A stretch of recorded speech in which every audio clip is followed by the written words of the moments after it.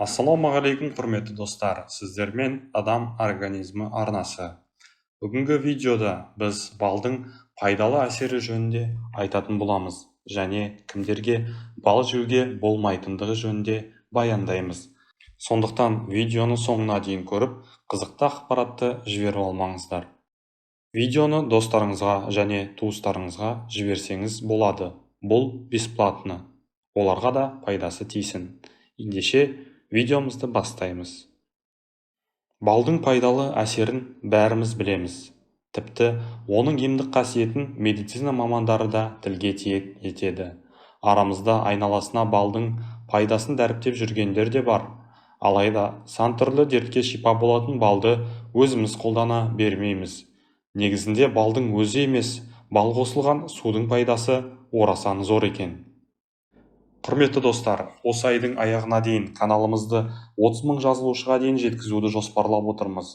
Сондықтан видеоға лайк басуды, каналға жазылуды және қоңыраушаны басуды ұмытпағайсыз. Сіздердің кішкене ғана әрекетіңіз біздерді жаңа пайдалы видеоларды шығаруға шабыттандырады.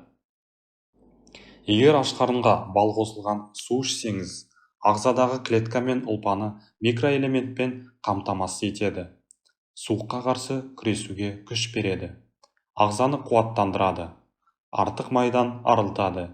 Жүйке жүйесінің жұмысын жақсартады. Холестерин деңгейін реттейді. Асқазан ішек жолдарының жұмысын жақсартады және ағзаңызды шлактан тазалайды.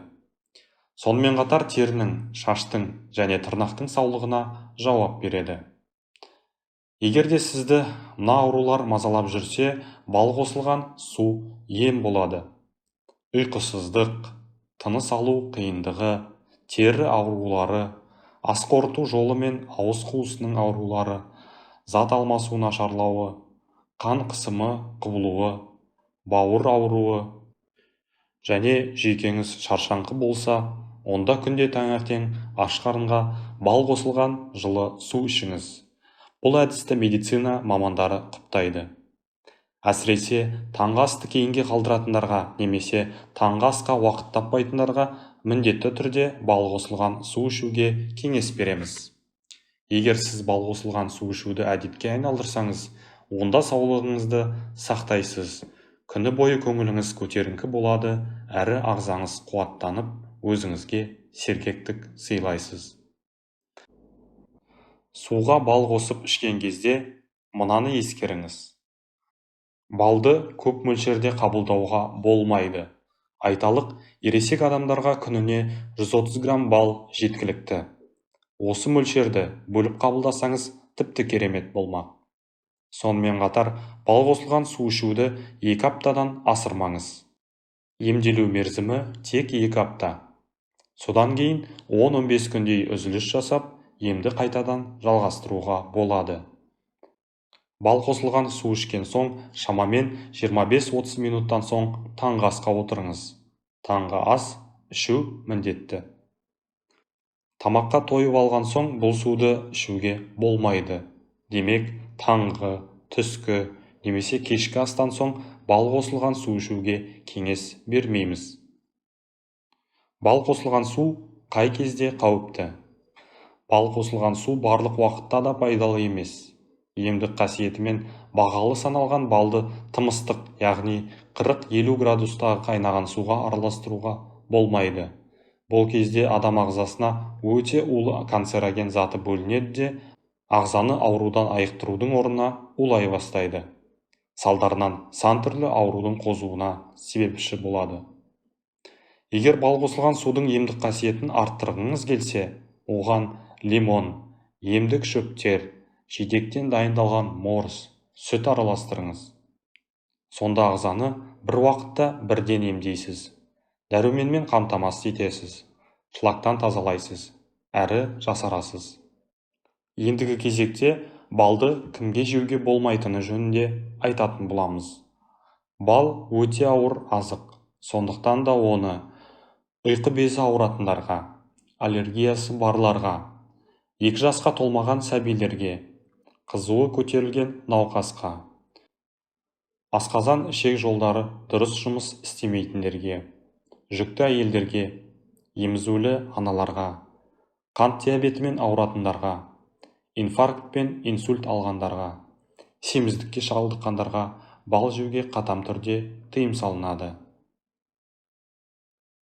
Балды қалай жеу керек? Мөлшерін білу маңызды. Тәулігіне ересек адамдар үшін 80-150 грамм, ал кішкентайларға 30-50 грамм бал жеу керек. Осы мөлшер ағзаны пайдалы заттармен толықтыруға жеткілікті. Егер құмарлығыңызды баса алмай, шамадан тыс жеп қойсаңыз, жүйке жүйесінің зат алмасудың жұмысы бұзылып, қандағы қант мөлшері көбейеді. Салмағыңыз артып, аллергия мазалауы мүмкін. Таңертең және кешке жеу керек. Балдың құнарын бойыңызға сіңіргіңіз келсе, онда күніне 2-ақ рет қабылдайсыз. Таңертең және кешке тамақтанудан 30 минут алдын ала жеу керек. Аш қарынға жеген бал бойыңызға күш-қуат, сергектік сыйлайды. Нәтижесінде жұмысқа деген құлшынысыңыз артады. Ал ұйқыға жатар алдында қабылдаған бал ұйқыңыздың тыныш өтуіне септігін тигізеді. Егер бір стақан жылы сүтке 1 шай қасық бал мен шым-шым даршын, яғни корицаны араластырып ішсеңіз, ұйқысыздық ауруынан біржолата құтыласыз. Балды жылытуға болмайды. Балды қолданудың өз заңдылығы бар. Соның бірі жылыту мәселесі. Балды жылытқан кезде, ыстық сұйықтықпен араластырған кезде бойындағы пайдалы заттарының бәрінен айырылады. Балды аузыңызда ұзақ сақтаңыз. 1 шай қасық балды аузыңызға салып, 1-2 секундтай ұстауыңыз қажет. Сонда құрамындағы фермент бөлініп, көмірсу азаяды. Егер бірден ішке қабылдайтын болсаңыз, онда асқазаныңызды жаралап алуыңыз ықтимал. Бал кариестің пайда болуына себеп болады. Бал жеген соң міндетті түрде ауыз қуысын таза сумен шаясыз. Өйткені балдың құрамындағы тәтті мен көмірсу тістің саулығына кері әсерін тигізеді. Балды тамақпен бірге қабылдамаңыз.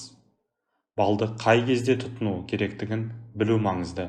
Кейбіреулер тамақтан кейін, енді бірі тамақтан соң деген пікірде. Ал біреулер тамақпен бірге қабылдауды жөн көреді екен. Бірақ тамақпен бірге қабылдаудың ағзаға зияны тимесе, пайдасы жоқ. Біріншіден, асқазанға ауырлық түсіреді. Екіншіден, артық салмақ қосуға септігін тигізеді. Балды қабылдар кезде асқазан қышқылдылығын анықтаңыз. Асқазаныңыздағы асқазан қышқылы қалыпты болса, балды тамақтанудан 30 минут бұрын қабылдау керек. Ал егер қышқылдылығыңыз төмен болса, онда 1 стақан салқын суға 1 шай қасық бал араластырып тамақтанудан 10-15 минут бұрын ішіңіз.